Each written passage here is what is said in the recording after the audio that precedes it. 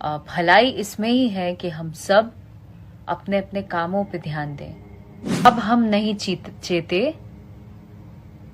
तो शायद हम इस पृथ्वी से विलुप्त हो जाएंगे। तो जी हाँ मेरे दोस्तों, कल रात पावर स्टार के स्टेज शो में दहाड़ने के बाद आखिर अक्षरा सिंह सुबह सुबह लाइव आ गई और लाइव में ऐसा लग रहा था कि उन्हें अपनी गलती का एहसास हो रहा है।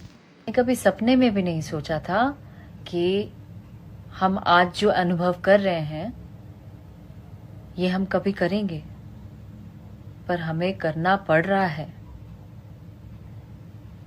ये तो सिर्फ इशारा है, ये बस छोटी सी झलक है।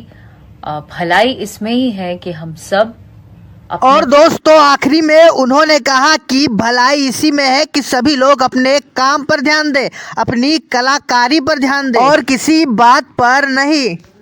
भलाई इसमें ही है कि हम सब अपने अपने कामों पे ध्यान दें।